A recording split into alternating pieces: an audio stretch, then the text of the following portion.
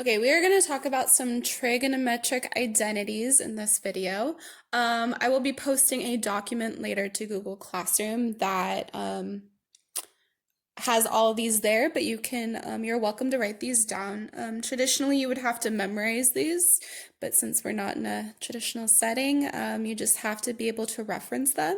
I would become more familiar. The more familiar you are with these, the quicker you're going to be able to figure out problems, unless you're going to be dependent on your notes. But I'm not forcing you to memorize these at this time. So we're going to talk about, there's 3 categories of these identities. We'll be doing a few extra identities when we get to mod 6, but these are the intro ones. And then we'll be using these to prove and verify some trig statements. So the first ones, which we've really already talked about, are the reciprocal identities. These relate sine, cosine, and tangent to cosecant, secant, and cotangent. So sine is 1 over cosecant, cosine is 1 over secant, tangent is 1 over cotangent, and then the flip of them, so cosecant is also 1 over sine, secant is 1 over cosine, and cotangent is 1 over tangent. Okay, then we have the quotient identities. These are very helpful when we're working with our verifications. Tangent is sine over cosine, and cotangent is cosine over sine. These are related. If you kind of just want to think about this one, remember tangent is the reciprocal of cotangent, so you just flip them to get cotangent. Okay, the last of these is the Pythagorean identities. There are 3 of them, but I want to show you how you can derive the other 2 from just this one. So this is the first one. It's called the Pythagorean identity because it comes from a right triangle, and we'll actually talk about it in a little bit when we create our unit circle. But this is the original one, sine squared plus cosine squared equals 1. Notice the square is inside the function. This is written so we don't confuse it with theta squared, which is our input. It's on the actual function. So this is like sine theta quantity squared is what this means. Same thing with cosine. So we write it on the inside. Okay, so the other 2 we can derive. We're going to take this original identity. So sine squared theta plus cosine squared theta equals 1. And we're going to divide each of these terms by sine squared.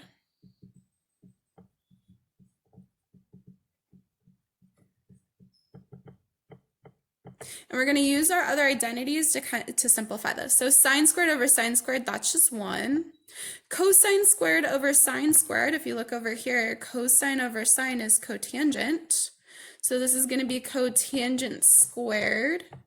And then 1 over sine, that's over here, 1 over sine is cosecant. So this is another version of the Pythagorean identity. This is relating cotangent and cosecant together.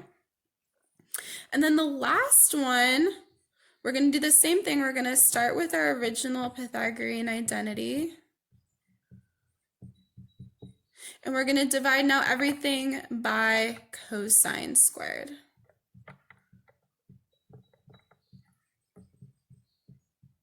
So sine squared over cosine squared over here is our tangent. So it'll be tangent squared.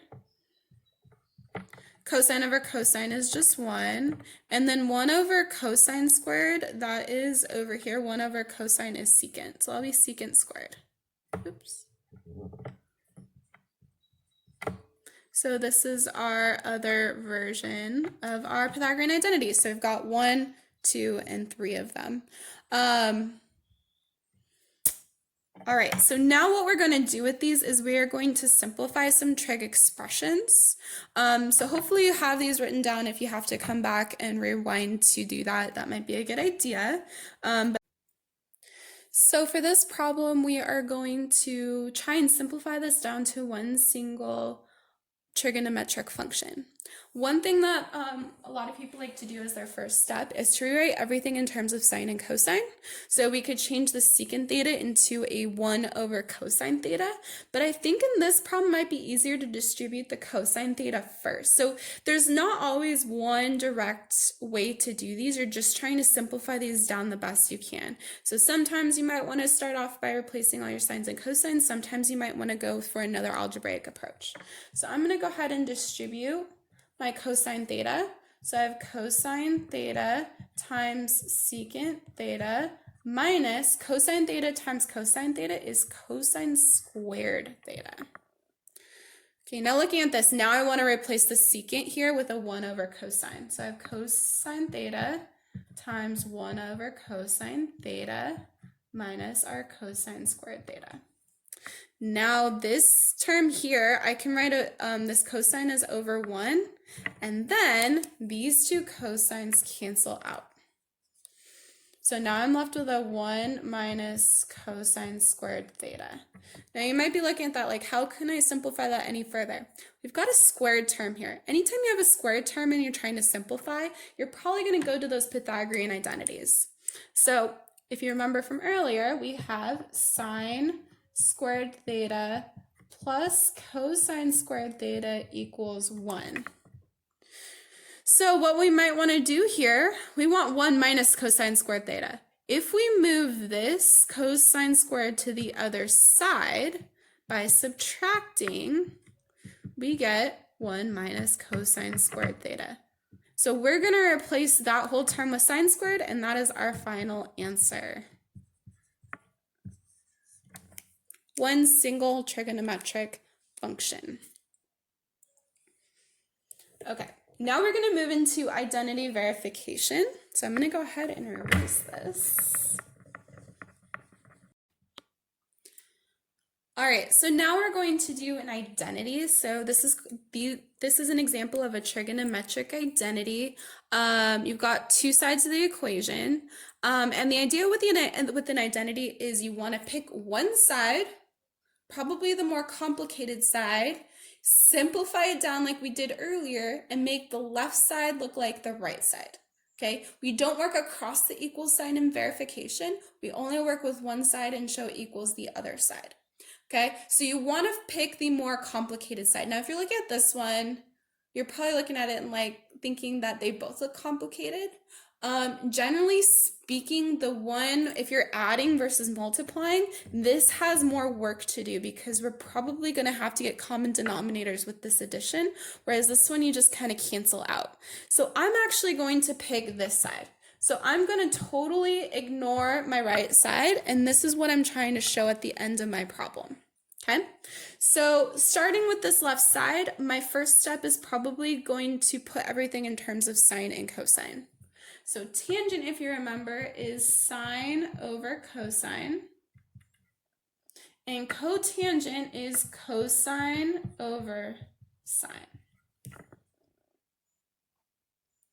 All right, like I was saying before, when you're adding things like this, let's get a common denominator. So on the left side, we need to get in terms of sine, and on the right side, we need to get in terms of cosine. So I'm going to multiply this side by sine over sine, and this side gets multiplied by cosine over cosine. So now this fraction is sine times sine, that's going to be sine squared. And then on the bottom, I'm just going to leave it as sine x cosine x. When there are two trig functions multiplied, you just squish them together.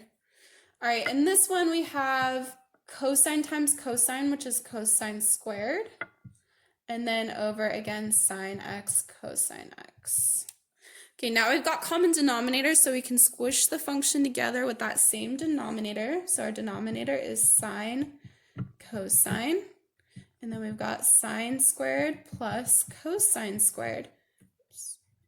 Now, if you remember, again, this is the Pythagorean identity, sine squared plus cosine squared equals 1. So that whole numerator is 1. So we have 1 over sine x cosine x. All right, so now let's split these apart. So this is going to be 1 over sine x times 1 over cosine x. 1 over sine x, if you remember, is cosecant. And 1 over cosine x is secant. And if you look back to the beginning, that's what we have. So that's showing our full entire work for our trig identities. So these are all about the work and not necessarily about the answer because we're already given the answer.